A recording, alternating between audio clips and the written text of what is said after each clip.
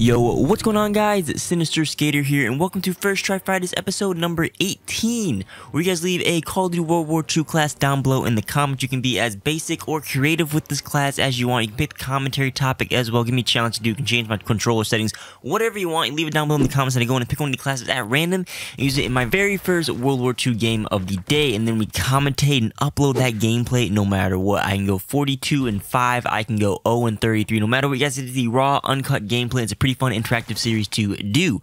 So Call of Duty news this week real quick. In World War II, there is a special order rewarding 5 undead bribes for 150 matches. There also is a 35 matches order for a SMG bribe, so get your infected AFK on. That's actually what I'm doing as we record this gameplay, I'm not gonna lie, but that's a really good reward. Also in Infinite Warfare, there is a triple play with bribes for 400 keys if you guys still play that. And in Black Ops 3, there was an Operation Heatwave event going on with sniper only playlist and a Sticks and Stones playlist with double XP as well. And just some friendly reminders from earlier this week, Black Ops 3 is completely free to download on PS4 until July 18th. There also is the Back in Black map pack for Black Ops 3 as a pre-order incentive for Black Ops 4. I'll have videos with more information linked in the cards if you guys missed that. Also, World War II, this weekend there is triple double XP in the Relic of the Undead playlist, and this week's contract is the MG81 if you guys haven't picked that up as well. Also, CWL Anaheim is happening this weekend. So with that stuff out of the way, let's get into this week's class, which was suggested by Andy is Average. This is his favorite class, which consists of the Type 38 with FMJ, rapid fire, and extended mags, the dual-wielded Reichrevolvers with steady aim, and of course that comes with the duelist basic training as well. The division is armored. We have a trip mine, the S-mine, and the lethal, a concussion, and the tactical, and I could talk about anything, which we're going to talk about the Black Ops Pass this week. So we went, we played some kill confirmed on the USS Texas this week. I got like a 2-point-something KD with 16 confirms, and I have to say that because this game turned into an absolute snipe fest. This is the longest kill confirmed game ever. This went the full 10 minutes. I don't think I've ever seen that happen besides when you play on a Gustav cannon. As you've probably seen right now, I got my streaks in the beginning of the game, and then like I decided to try and snipe, and I realized everyone else is sniping and just playing back, and no one's like actually confirming kills, which is really odd. So that's interesting. And also, this is like the actual, like I used the Type 38 a little bit at launch. I had 30 kills with it, I think, and this is like my first time using it in a while, which is pretty cool. So hopefully you guys enjoy the rest of the gameplay. Again, leave your classes down below for next week's episode. Either make a new class, copy and paste it, or refer to a class that was commented in the episode. Just make sure you give me the episode number so we can go back and get that. But let's talk about the Black Ops Pass real quick. Hopefully we can do all of this. I have a lot to say in a short amount of time. There's been a lot of drama surrounding this Black Ops Pass info. You guys have probably heard about it. If not, there was this big misdirect when it was revealed earlier this week, and I want to clear that up first. So they announced the Black Ops Pass with the special editions that they announced earlier this week. I did a video on it. Again, it'll be linked in the cards right now. You can go check it out. There's like 3 special editions. And then later on, like the next day, I think, the FAQ for Black Ops 4 implied that the Black Ops Pass, which essentially is a season pass, just so you know, will not be available separately after launch. And a friend actually showed me this information. I'm like, there's no way that's gonna happen. They'll probably change it, and you know, this is just an error or a misworded thing, because Activision is notorious for those situations, especially with like Destiny 2. You see it all the time. Like, yeah, they'll fix it. There's no way they do this, because they'll further polarize the player base if they can't get the DLC and have to pay for it, which will just be bad, which we've talked about before on this channel. Yada yada yada. They'll probably change it, or else they're stupid, which they kind of already are for having paid DLC maps, which we'll get to in a bit. This error caused a huge outroar from the online community. I don't even know how to summarize it, but everyone was just like yelling pretty much online and like forming large rant groups just to go off of each other.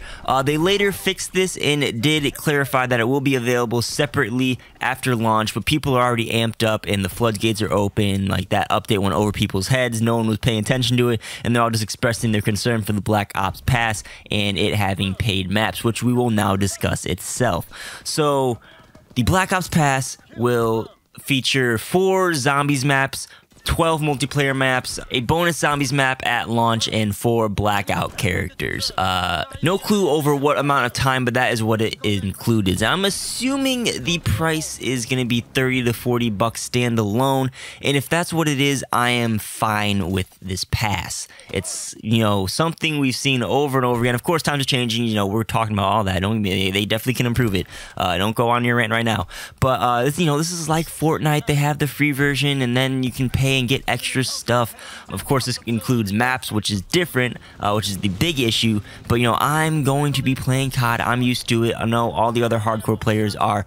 But that doesn't mean I don't see where people are coming from and why we would rather prefer free multiplayer maps. I think the publishers are screwing up big time here by locking multiplayer maps behind DLC, and there's many reasons for that. I've discussed it before on this channel regarding DLCs and Season Pass, but the big issue is we got Call of Duty has a split player base problem. So you have people who want to play boots on the ground games, people who want to play advanced movement games, people who want to play just zombies. You have these different developers and people who rally behind Infinity Ward and Treyarch and blah blah blah. There's people everywhere playing all different sorts of Call of Duty titles.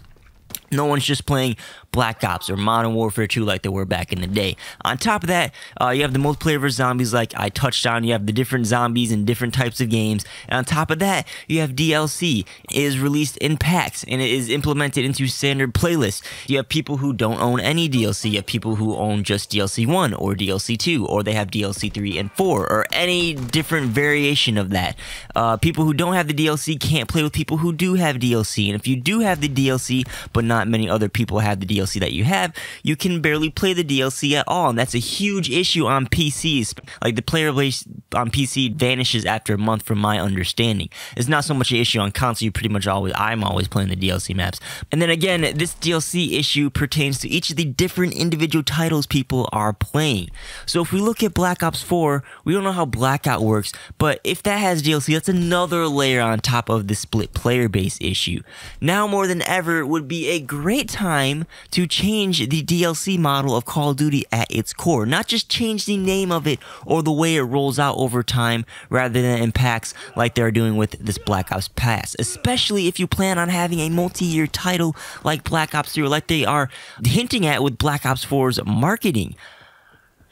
So that over time, the player base stays strong and grows. Like other people have pointed out, look at Overwatch, look at Battlefield 5 now, look at Titanfall 2, I think Fallout 76, and countless other games who understand this and are getting rid of season passes and giving out the core DLC like maps for free so that their player base is unified. And then they'll either give out the microtransactions for free as well, or charge for it and put it in loot boxes. You know, that's perfectly fine with me. These are making players happy, and it's unifying the player base. And most importantly, it keeps people coming back and invites new players. For Overwatch, for example, they'll be releasing new maps, new content updates, new heroes. This always, for me, I've been playing a lot of Call of Duty lately, but when there's a new event or a new map or new hero, I want to go in and try it out. Other people will want to be like, oh, there's a new hero, let me go try it out, I'm going to play it again. And then maybe they'll stop playing a month, but then they'll return, and people keep returning and playing, and it keeps your player base strong. If anything, this DLC model of the Black Ops Pass and Call of Duty in general is turning people away. So what do they do? Well, there's one thing, we don't know all the info right now. They could be having a set number of maps out there in the DLC Black Ops Pass that are special, and they'll be giving out extra maps for free to player base.